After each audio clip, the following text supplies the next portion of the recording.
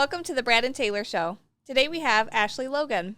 You're listening to the Brad and Taylor Show, a podcast that inspires entrepreneurs to pursue their passions. We're sitting down with some of the best to learn how they got started and some lessons they learned along the way. Hey, Ashley. Hey, how's it going? We're good. How are you doing? Doing good. Good, thanks. Awesome. Well, let's get this show started. So tell us a little bit about you. What do you do? I'm a realtor with Howard Hanna in the Ann Arbor office. I serve the Washtenaw County and surrounding communities. I like it. So when you were younger, is this what you had planned for your future, or what did you have planned? Definitely didn't imagine being a realtor, but it fits. So when I was a kid, I think I wanted to be like a vet. I loved animals, and I think I had an interest in being a teacher, but I think it comes down to just I wanted to help people, so it kind of fits. Yeah, led me to be a realtor in the end. Yeah, how'd you end up getting interested in real estate? Like, how'd you get started? So after college, I worked for a team of realtors. I was kind of an office administrator. So that started my interest in real estate. I ended up going and working in development, fundraising for the University of Michigan. And I really became interested in developing relationships and stewarding people to a goal. And I decided I wanted to start a family and kind of took a closer look at what I wanted out of my career and how I wanted to raise my family. And I saw that two options available to me. I could either take a couple months off for maternity leave and then jump right back into things, or I could quit completely and then have to start back over again. So I didn't think that was reasonable. So I decided to start my own path. Good for you. And I knew that I had an interest in real estate, and I like developing relationships with people and stewarding. So I decided to start a real estate business. Nice. Real estate is a bit of a roller coaster, but it is flexible in that you don't have the set hours and you can decide how much you want to take on at a given point.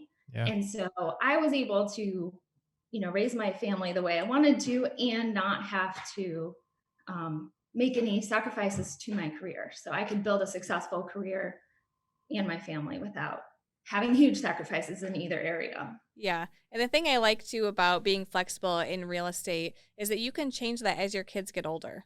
You can change your schedule around to fit everything going on in your life. Right. Exactly. And, I've been able to build that career while I'm in those early stages and kind of jump back in and pull back, but still have a strong career the whole way. Yeah. When did you get started in real estate again? So I've been on my own with Howard Hanna for almost 7 years. And then I had worked for a team of realtors many years ago in about 2010. So I've kind of seen both the, buyer's market and the seller's market. Yeah. Which is helpful. Yep. When you first got started in real estate, how did that first transaction go for you? Did it go smooth or was it kind of nerve-wracking? I know for most people it's pretty nerve-wracking. Well, of course it's nerve-wracking. I mean, just getting started, you don't always have the confidence that you do as a veteran realtor. But fortunately, my first listing was my brother-in-law. So, he was very, very patient with me. And, I had a ton of tools going in. I had a great broker, managing broker, still do. Had a team of office of almost 100 realtors that I can rely on and ask questions, and I had a mentor, so felt pretty good. Yeah, especially when you have someone you can lean on that if you don't know the answer, you can get that answer. That's very helpful. You're not just thrown to the wolves with that. Absolutely. That was very important to me in choosing which office I would be in because, whether you're in this for 3 years or 30 years, you're going to run into something that you've never seen before. So yeah. When you were first got kind of like interviewing the offices, how many did you go through before you found the perfect fit for you? I actually interviewed at 2, and they were 2 different companies. And ultimately why I chose Howard Hanna is because they really emphasize education. They want their realtors to know what they're doing and handle themselves well. And they also have a ton of resources available. So, getting started, I had a great jump start with them. So Awesome. Is there any advice that you got when you first started out that has stuck with you the last couple years? yeah, absolutely. So for me, it was getting a mentor, getting started with a mentor. I had known a lot of people in real estate, which was helpful. And I connected with a veteran realtor, and she really sat me down and was like, this is what it costs to do real estate. This is what the financial situation is for like the first couple of years, likely. And this is what your schedule's like. And also to build relationships with realtors, because like I said, whether you're doing this for 3 years or 30 years, there's going to be things that you have never seen before, and have someone to rely on and ask questions. And also, take a vacation or have an emergency come. Right. You need to make sure your clients are taken care of. So Speaking of vacations, when you first started, did you time block it all to kind of give yourself and your family that extra time just for your family, no work, or how did that kind of play out for you? I probably should have done that more. They definitely emphasized that, as they were kind of getting us started at Howard Hanna, but did not, they did encourage you to find your own way. And so I definitely did a little time blocking, and I probably should have set aside more specific time for my family, but, I did a little of that, I guess, is Yeah. moral of the story. And I do more of it now after, 7 years of. Yeah. Yeah, I Yeah. feel like that's pretty common when you first start out. You want to do it, but you're so busy trying to get everything up and going that it kind of just Oh, goes away from you. And then over the years, you're like, okay, I really need to get back to this. yeah, exactly. Exactly. Awesome. Over the last 7 years, what do you think the worst property is that you've been to, or maybe the worst showing? So I've seen a variety of interesting properties, both good and bad. Yeah. But the one that jumps to mind offhand is I had a client who was an engineer, and he wanted to find a property that he could put that sweat equity into himself.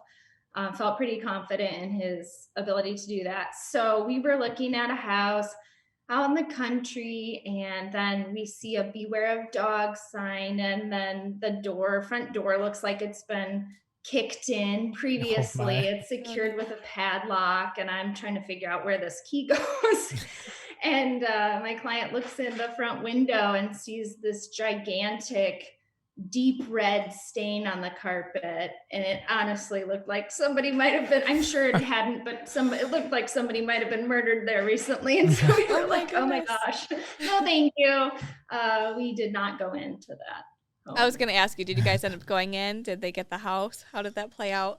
Yeah, Did no, not we did step in. not go in. That's probably the only property that I can think of that I just didn't even walk into. Yeah. Wow. Could you Yes. get the door open at that point, or did you not even try? You're just like, let's just get out of here. No, we Yeah. were out of it quickly. I would have been too, right there with you. Like, what in the world just happened in there? Yeah, because you don't know. You don't know No, going you in what don't. happened. And you just never know what you're going to get into. So it's like, if he wasn't interested, I was not going to push it. Yeah. Yeah, for sure. Going forward for the rest of this year and into next year, do you have any goals that you want to accomplish? So I'm not as much driven by most people, I think, have dollar amounts or volume goals. I'm not as driven by that so much. It's just, I want to be better. I want to better serve my clients. So I focus a lot on, continuing education. I recently earned my SRES designation, which is a senior real estate services. So I can better assist senior clients in the transitions that they go through. And, sure, I want to do a little bit more business each year just to kind of keep growing my business. But I really want to just focus on how I can serve my clients the best. I know you mentioned the senior community. With that compared to maybe like a first-time home buyer, what do you think the major difference would be? So they're very similar in a lot of ways, because it just involves a lot of education and a lot of, patience and compassion and empathy. But they're different in that I think with seniors, you're working a lot with just knowledge of estates and estate Yeah. sales, and there's usually with first-time home buyers, there's often a parent that's advocating. With seniors, there's often a child that's advocating. So it's similar in a lot of ways, actually, which I love working with both, actually. I would say probably that my clients have been primarily on both ends of those spectrums. I never really thought about that. Having that child is like reversed. You go in when you're first buying a home and you have that parent, most of the time someone with you just to kind of oversee everything, and then the reverse with that child. I never even thought about that, but that is true. That goes together. That's crazy. Yeah. If you could start over today with all the knowledge that you have, is there anything that you would do differently? I would probably focus on my sphere and not be afraid to talk to friends and family so much about my business. I tend to not want to be like overly solicitous and, sell to my friends and family, but, really it comes down to, I want to help people. I want to help them. And, I shouldn't be afraid to talk to them about what I do, for fear of sounding salesman-y. But also, that's where, most of my clients are. Most of my clients are from my sphere. And so I just really need to not be afraid to talk about what I do. Yeah. When you first were getting your client base started, what was your favorite way to kind of market to everybody? Just to let everybody know that you were in the business. So what is one thing that you did maybe that was your favorite, or maybe something that wasn't your favorite that you wish, maybe that was kind of just like a waste of time and I wouldn't do that? I, number one, probably regret not marketing more, but I also chose a lot of Facebook, which actually really was helpful. And I continue to do that. I was shocked by how many people reconnected with me because we were friends on Facebook and I talked about what I do. And so that was really helpful. I probably could have done more mailings, but in this day and age, we kind of think, oh, nobody reads the mail, whatever. But I think Facebook actually really helped me a lot, and I'll continue to do that. Yeah. Yeah. Because especially if you're friends with them on Facebook and maybe they had forgot that you were in real estate and then they're just scrolling, they're like, oh, yeah, I know her. She could help. Yeah. Yeah. Exactly. So if it's in your face, I feel like you're more willing to reach out. Right, exactly. And it's been really great to, connect with people that I haven't talked to in years and build, reestablish that connection and build a relationship with people from my past. So nice. Do you have any business books that you've read that you could recommend to anybody new starting out in the business? I don't think I've ever read a business book. That's okay. That's okay. But before I started my business, I read the Sheryl Sandberg Lean In book, which, however you feel about Facebook, I think the main takeaway of that book is helpful. And it is to just don't be afraid to take a seat at the table. And I try to remind myself of that constantly. That's awesome. I like it. How can people get a hold of you? So you can reach me by phone. My cell phone number is 734-904-2647 or email at ashleylogan@howardhanna.com.